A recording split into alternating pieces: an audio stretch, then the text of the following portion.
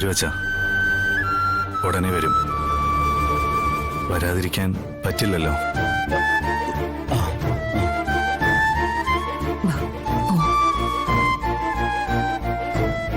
മകളെ മകളെ മോളെ,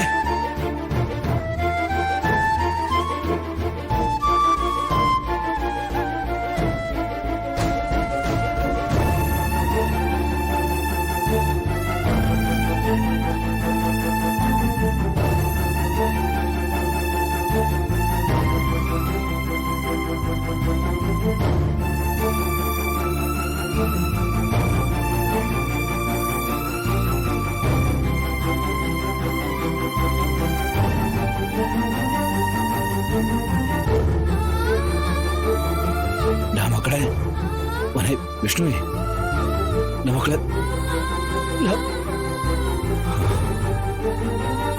വരുവച്ചാ, ഞാൻ കൊണ്ടുവരും.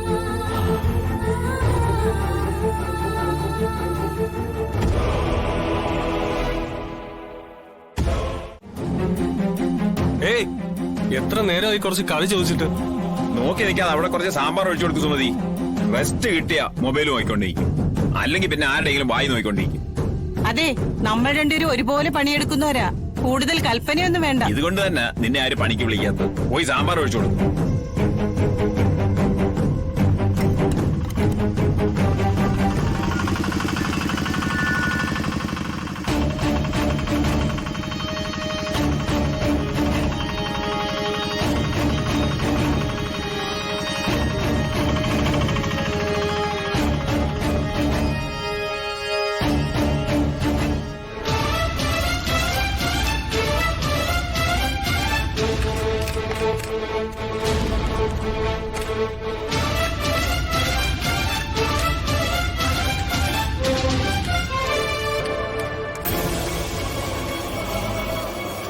ഇവന്മാരിതാരൊക്കെയാ? ശ്യാമയിനി കടയങ്ങാൻ ഇവർക്ക് വിറ്റോ? ശാന്തനെയും കാണാനില്ലല്ലോ.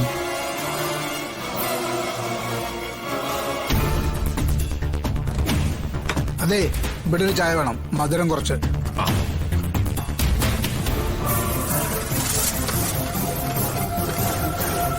അതെ, പെട്ടെന്ന് വേണം കേട്ടോ. എടുക്കട്ടെ ചേട്ടാ, തിരക്ക് പിടിച്ചാൽ എങ്ങനെയാ? അത് ശരി.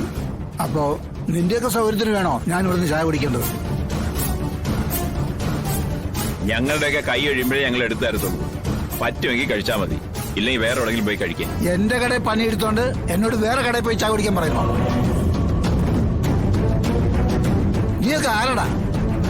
നിന്നെയൊന്നും ഇതിനു മുമ്പ് ഇവിടെ കണ്ടിട്ടില്ലല്ലോ. അച്ഛാ, ഇവരൊക്കെ എന്റെ പണിക്കാരാ. അല്ലെങ്കിൽ തന്നെ ഹോട്ടൽ പണിക്ക് ആളെ കിട്ടാനില്ല. അപ്പൊ ശാന്തൻ രാജയൊക്കെ കൂട്ടത്തോളം ഇവിടുന്ന് പോയോ? എല്ലാവർക്കും പണിക്ക് വരാതിരിക്കാനേ ഓരോരോ കാരണങ്ങളുണ്ട്.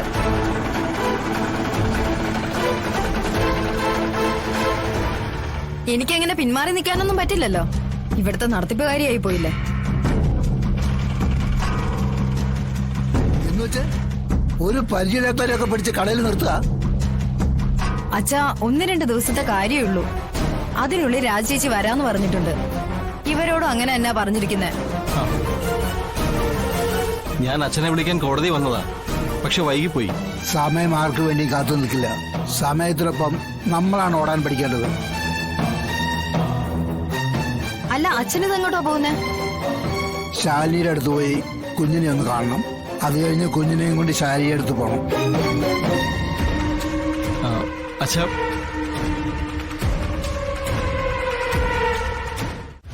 ഞാൻ ഏൽപ്പിച്ചത് അവളെയാ, ശാലിനിയെ. മറുപടി എനിക്ക് തരേണ്ടതും അവളാ. ചെല്ല്, ഇപ്പൊ തന്നെ കിട്ടും മറുപടി. കാരണം സത്യം പറഞ്ഞവൾക്ക് ശീലമില്ലല്ലോ. രാഘവൻ നേരെ ഇതിപ്പോ ഗോപാലകൃഷ്ണ, ഞാനിപ്പം പറഞ്ഞിട്ടിപ്പോ വരാമേ. പിള്ളേ, ഇങ്ങോട്ട് വാ.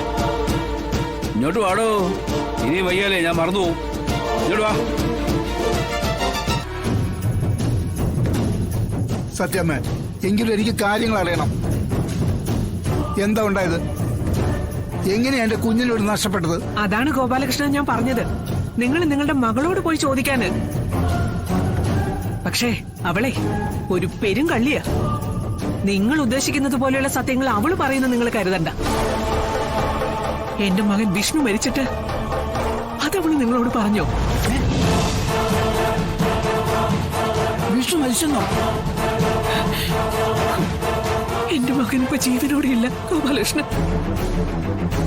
അവൻ പോയി. അവസാനമായിട്ട് ആ മുഖം ഒന്ന് കാണാൻ പോലും എനിക്ക് സാധിച്ചില്ല. പക്ഷെ അവൾക്ക് അതെല്ലാം അറിയായിരുന്നു. എന്നിൽ നിന്ന് അവൾ അതെല്ലാം ഒളിപ്പിച്ചു വെച്ചു. എന്റെ മകന്റെ ശരീരം ഒന്ന് കാണാൻ പോലും ഭാഗ്യമില്ലാതെ സങ്കടപ്പെട്ട് നേരെ നിൽക്കാൻ ഇത് ഞാൻ എങ്ങനെ സഹിക്കുന്നെന്ന് എനിക്കും ഞാൻ വിളിക്കുന്ന ദൈവത്തിന് മാത്രമേ അറിയൂ. എനിക്കിത് വിശ്വസിക്കാൻ പറ്റുന്നില്ല. ഇനി എന്തിനാ കൊന്നതെന്ന് അറിയണ്ടേ? വെറും 30 ലക്ഷം രൂപയ്ക്ക് വേണ്ടി. അതെ, അവളുടെ അക്കൗണ്ടിലേക്ക് വരികയും ചെയ്തു. ദൈവം എന്ന് പറയുന്ന ആള് വലിയ മനസ്സുള്ള ആളാ. എത്ര ഒളിപ്പിച്ചാലും ഏതൊക്കെ രീതിയിൽ തന്ത്രങ്ങൾ പ്രയോഗിച്ചാലും സത്യം സത്യമായി തന്നെ പുറത്തു വരും. അതിന്റെ തെളിവാ എന്റെ മകൻ മരിച്ചെന്ന് ഞാൻ അറിഞ്ഞത്. ഇനി നിങ്ങൾ പറ, ഞാൻ അവളെ ഇവിടെ നിന്ന് ഇറക്കി വിട്ടതിൽ വല്ല തെറ്റുണ്ടോ? ഇനിയും അവളെ ഇവിടെ നിർത്തിയ പണത്തിന് വേണ്ടി അവളെ എന്നെയും കൊല്ലില്ലെന്ന് ആര് കണ്ടു? പേടിയാ. നിങ്ങളുടെ മകളോടൊപ്പം ചേർന്ന് എനിക്ക് ഇവിടെ നിൽക്കാൻ പേടിയാ.